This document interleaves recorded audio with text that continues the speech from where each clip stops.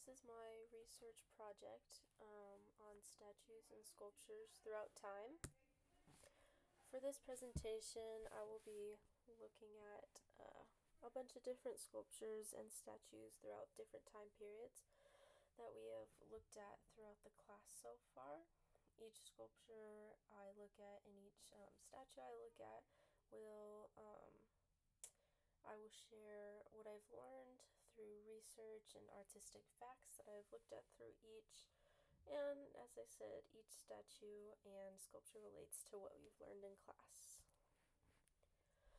The first one on our list is a prehistoric statue, one of the most famous, called the Venus of Willendorf. It was created, or believed to be created, over 30,000 years ago, and was discovered by 3 archaeologists in Lower Austria in 1908. It is believed to be a religious statue representative of a fertility and self-prosperity goddess, made out of limestone called oolite. It is still a mystery surrounding the origins of the piece. Even so, it's still a beautiful piece, and the shape, proportion, and design really emphasize the ideas of fertility and self-prosperity. The second one on the list is the statue of the Great Sphinx of Giza. It was built over 4,500 years ago and represented the sun god Horemheb in ancient Egypt.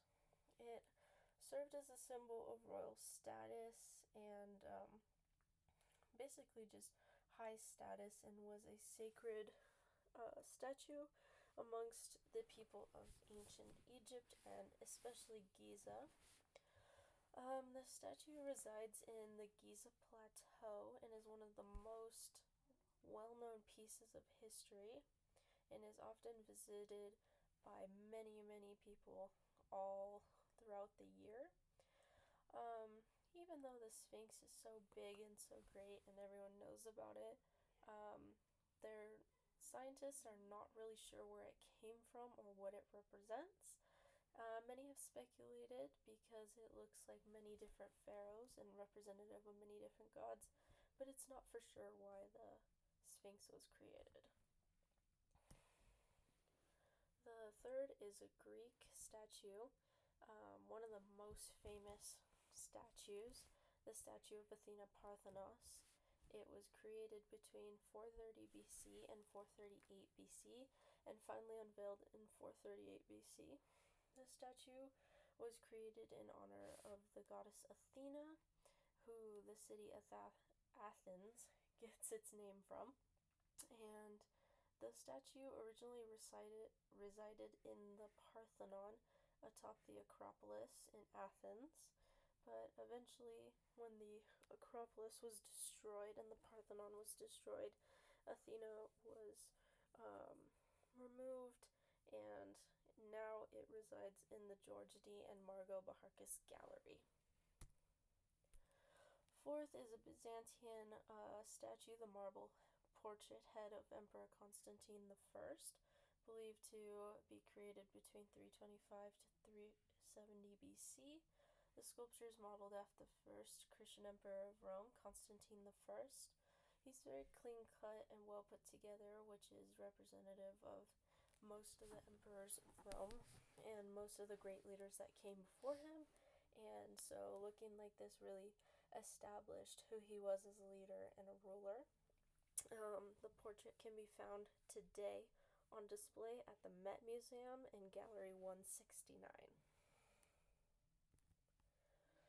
Last on the list is the Aztec sculpture, the water deity Chalchihuitl. The statue is representative of religious values in the Aztec community, believed to be created between 1325 to 1521. It served as a reminder of Aztec faith and was often used in complex Aztec rituals and sacrifices. It is a representation of the water goddess, who was very prevalent in Mesoamerica and worshipped all throughout. Her head headdress is significant of young women for the time, as she is also representative of fertility. Um, and today the statue resides next to other statues of kneeling women.